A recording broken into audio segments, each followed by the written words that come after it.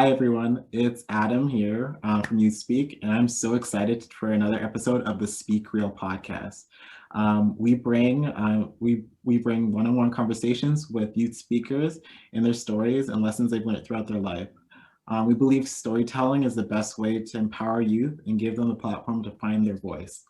We also want to thank the TD Bank Group for making this possible by supporting our online programming. Today, I'm here with the Bloom Youth Council to talk about their journey and pretty much to talk about youth voice and how they've been promoting youth voice in their community. So I just want to say hi to all of you, and I'd like you to just give a brief introduction of yourself and like pretty much your involvement in Bloom. All right. Thank you, Adam, for that. Hello, everyone. My name is Alviya, and I'm an executive director at Bloom Youth Council. And I'm Zarmeen, and I'm also one of the executive directors at Bloom Youth Council. So to give a bit of an intro of what Bloom is, we're basically an international non-for-profit organization, and we provide guest speakers and other organizations, any professional individuals, a platform to speak on anything that they might be passionate on or anything that might help with youth growth and development. And then we have a global audience that joins in those workshops and really takes advantage and from those guest speakers and learns from them. Awesome. Thank you for sharing that. Like, I am just super excited about this because so usually we have youth who are a little bit older, like in their 20s. So it's just happy. And you guys are in high school, correct? Yes, we Awesome. are. Yeah. So I'm just so excited because we have like youth who are in high school, which we usually don't have. So we're really excited about that and about promoting youth voice. So the first question I want to ask you both is what led you to join slash create this organization? What's the story behind that? When we began Bloom Youth Council, we actually did not start off with the idea of having a youth nonprofit organization. We actually were part of Global Ideas Institute at the University of Toronto Global Monk and Policy Affairs. And over there, we actually had a topic of mental health, and we had to come up with an idea about how we can implement a solution in our neighborhood. And we attend high school, and at our school we usually notice a lot of students, they go through certain mental health needs, but because of the stigma, no one addresses it. Yeah, so during our time at GII, we basically work with different mentors and different professionals in the field to sort of create this theoretical idea. But as everything shut down because of COVID, we really thought that this was the time that Bloom was needed more than ever. And we were at first the Bloom was supposed to be in school, sort of going to different schools and giving them the resources that they need to help them with their growth and development. But because of COVID, we thought we need to still be addressing these youth needs, but in a different format. So we switched gears a bit and became online. That's amazing. So it just kind of started as a project and then grew from there. Am I correct in my Mm-hmm. and Yeah. that's great. And was that it was because of COVID that was kind of the catalyst to you guys kind of just like expanding? Was that's what I'm understanding? Yeah, for sure. It was a theoretical idea at first, but we really thought that this idea was something that could be very much useful in our day to day life in our society. And we thought we should bring it to practical uses. And so we worked on it, and now Bloom is a few months into operation. Mhm. Okay, awesome. And so the next thing I'd like to ask you is why youth growth? Why was that the thing that you both chose when first developing this idea? Why do you think youth growth is important? Being a youth, I think that is a topic that at school itself is not addressed as much as it should be. For example, being in grade 9, 10, and 11, I always looked for an opportunity where I could actually go and learn about all the diverse range of opportunities out there, where I can actually sit and write down my ideas, where I can actually get bed therapy and just go through some unique experiences. But then at school, we never had that opportunity. And even in our community, we lacked that opportunity somewhere. And we were really hoping to give others as well as ourselves an opportunity to grow, since youth growth is one of the most critical aspects, since we are the tomorrow, we are the future. We really believed and wanted to provide youth with the right resources they needed to grow, and also to help other youth organizations to have a platform to speak on. You know, there are a lot of excellent youth organizations out there that are not getting enough recognition. So Bloom works both ways. We provide youth organizations and individuals an opportunity to speak, but also other youth to sort of benefit from what they're speaking on. It's really a by youth for youth idea that Bloom has implemented.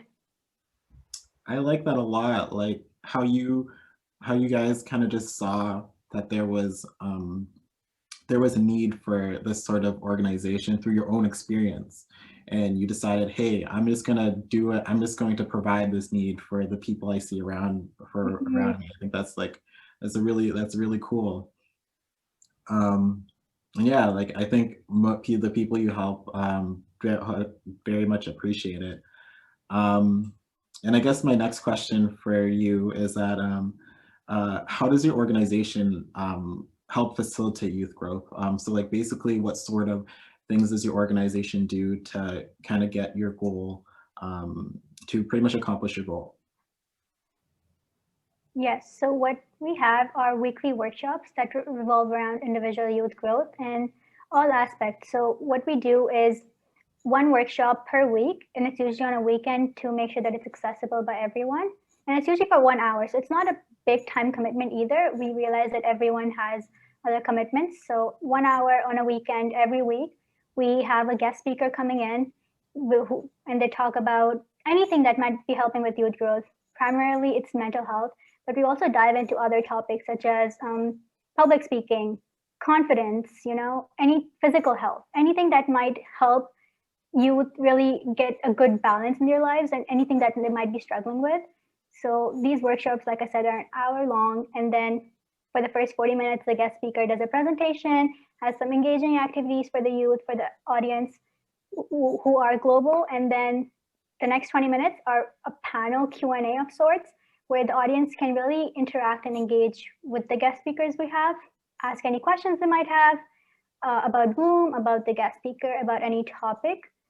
And then, yeah, that's pretty much what the format is and how we try to give youth the right resources. Exactly. And we also believe that not only giving a platform is enough, but actually also giving them the opportunity of asking questions and of being engaged with us and with the guest speakers is very important, because education is essential, but also having the opportunity to ask questions and to extract education is another thing that is very important for teenagers, especially. Mm-hmm. That's great. Like I like how you guys are just kind of giving a whole wide variety of different things that pertain to youth growth. Like the 1 hour per week sort of workshops sounds like an amazing idea. And I like what you said about the ability to kind of like interact and ask questions, because I think a lot of time in education or like even in school, like it kind of feels like your teachers just kind of talking at you, and that it's like they're giving you the information, you're supposed to absorb it. So I like how you both focus on just kind of the mutual kind of giving and taking of ideas, bouncing ideas off of each other and like asking questions. So that's definitely something that I think is really good. So I guess to kind of switch gears here, so you mentioned that you started this because of the COVID-19 pandemic, these sorts of things that are happening in the world and how it's been affecting the people around you and also your own mental health. So I was wondering, pretty much, I want to get like kind of almost an insider knowledge of how is COVID-19 affecting the mental health of youth your age, so around high school age? That is an excellent question. And I think we all definitely agree that the pandemic has affected the mental health of youth to a certain degree. Everyone has faced certain things. And because we are unable to go outside interact with our friends, go to school, and actually talk to our friends like the way we used to, a lot of individuals have been facing certain mental health issues because depression, anxiety, all these issues have been contributed due to the pandemic. And me personally, a few things I definitely believe is really essential to keep up with the pandemic is doing exercise and just eating healthy. Those two things are really essential that I have been practicing during the pandemic because being a youth, we love to go outside and just talk to our friends because that is a thing that energizes us. And due to pandemic, especially during the strict lockdown period, we were unable to do so. So just making sure that you have time for self-care is essential. Yeah, I completely agree. Like dealing with sudden change like that is can be very hard to deal with, in every aspect of your life. But also there has, I mean, I do want to take a moment to realize that there has been some positive impact on our mental health too. We have, because of COVID, we have gotten a chance to relax and take a step back and sort of just reflect on our day-to-day lives that we were, having. So there is a bit of both. Yes, it is more challenging than it is positive, but again, we like to think a bit more optimistically. So definitely looking at all those positive impacts as well. That's great. I like how you're kind of taking a more optimistic approach to it about how it's giving us a lot more time to just be with ourselves. Because other people I've talked to on the podcast have definitely mentioned that too. So it's good to kind of like put that positive spin on it, and not like kind of like look at it all in in the most pessimistic way. But I do also realize like that being in high school. I remember when I was in high school, one of the biggest things was just seeing my friends. Like that was one of my biggest motivators to being in high school, and I couldn't imagine the type of toll it can take on youth, not being able to see their friends during school, and how like that can make school a lot harder. Um, Mhm. so I think it's definitely affecting the younger generation a lot. This COVID-19 pandemic. And so I guess I want to ask you guys, what are some things that you feel like adults can do to help youth who are struggling during these times? Like, what are some things that specifically adults can do to support youth that are happening, that through the things that are happening right now?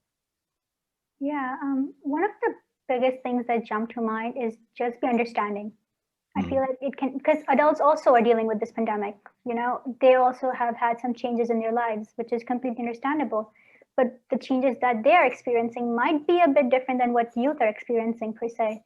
So just being understanding of that situation, like you just mentioned, that especially growing up, the people you surround yourself with, your peers and your friends, do make up a big part of your life. And let's say some of us who are in our senior year of high school, they didn't get a graduation, which could be a big deal for a lot of us. That's just one of the examples of the things that youth might be dealing with that adults don't have. This is the time we're making memories in our lives, and which has changed quite a bit than we had expected. So just being understanding of the situation rather than enforcing ideas or enforcing, this is how you should be feeling because this is how I'm feeling about this.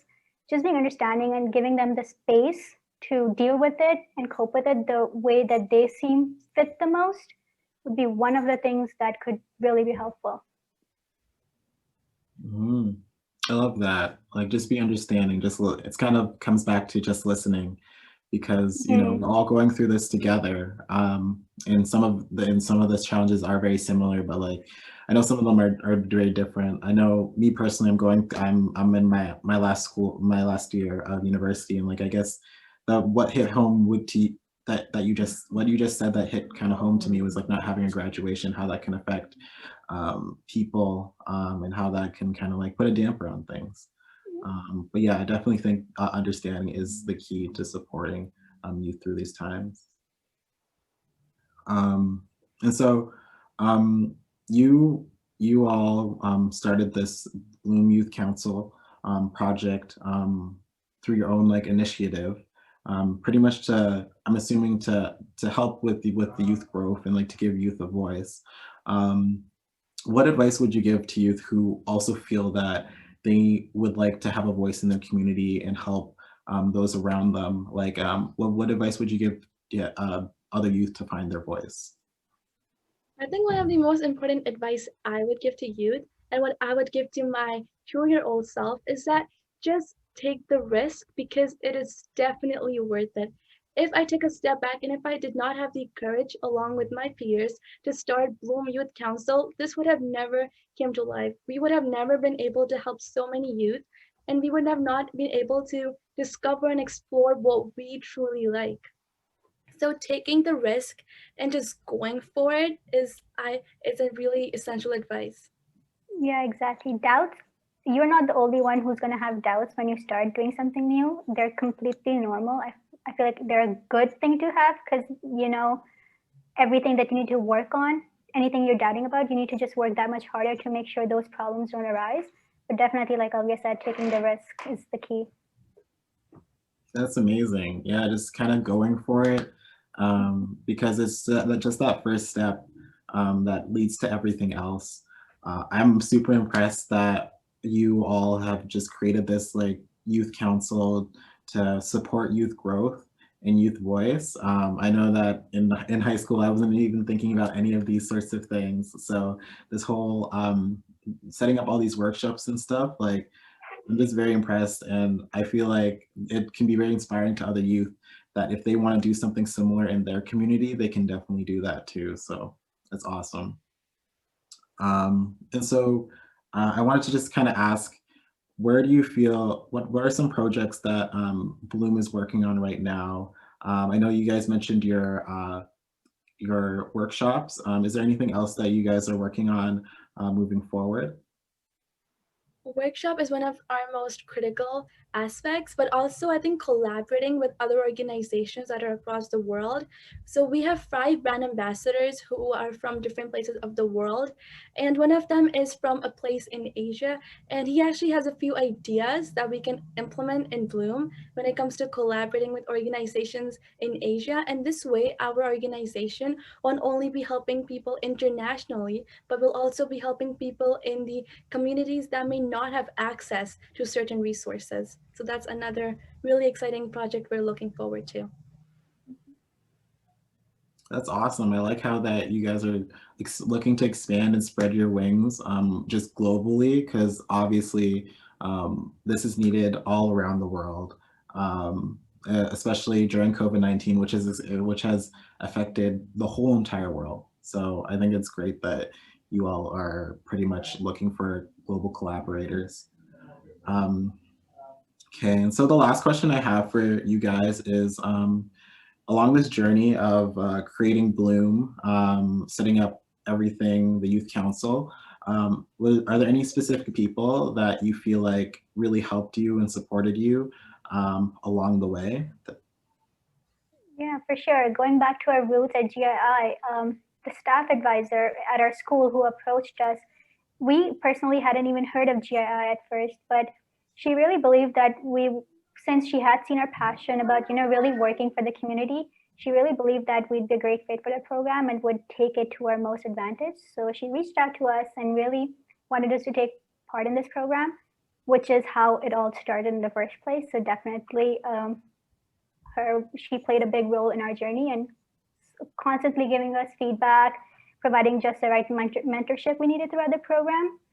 So thank you. That's amazing. I'm happy that she was able to act as a mentor for you guys, and I'm really happy that she was able to just believe in you guys, because that makes it. Because look at, it seems like you've accomplished a lot of stuff, and yeah, she definitely made the right decision. So I just want to thank you so much for joining us today and sharing your story about creating Bloom and creating this youth council. It was truly inspirational and very empowering. Hopefully other youth are going to see this and be able and think that they can also help create a voice for other youth in their community too. And before I go, I just want to ask you one last question. This is kind of like a question we've been asking all of our speakers who come on the podcast. So if you could describe one word or one characteristic that you see yourself, what would you say? Like one characteristic about ourselves? Yeah, so like one characteristic, like a positive characteristic that you could describe yourself maybe after like even creating this whole Bloom Youth Council. Like what's one characteristic do you think of yourself?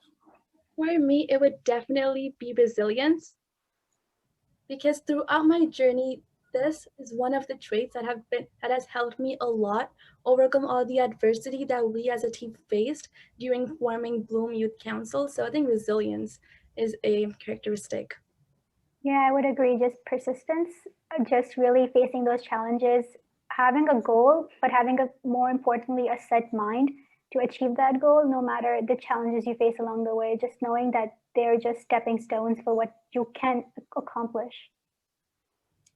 Awesome. Resilience and persistence. Those are definitely great characteristics. So yeah, I just want to say thank you once again. Thank you for joining us. And I'd like to say thank you all for tuning in, whoever's listening, whoever's watching, for another episode of the Speak Real podcast. If you want to hear more stories, just subscribe, comment, and like. And also join us next time. We're here every Thursday, same time, same place. So if you want to support our youth by youth projects, visit us at youthspeak.ca, where you can donate and spread our youth mental health awareness message. Is there any sort of website or Instagram that you guys would like to plug to our listeners? Bloom.yc on Instagram for any future updates. Awesome. So yeah, once again, thank you so much for being here with us.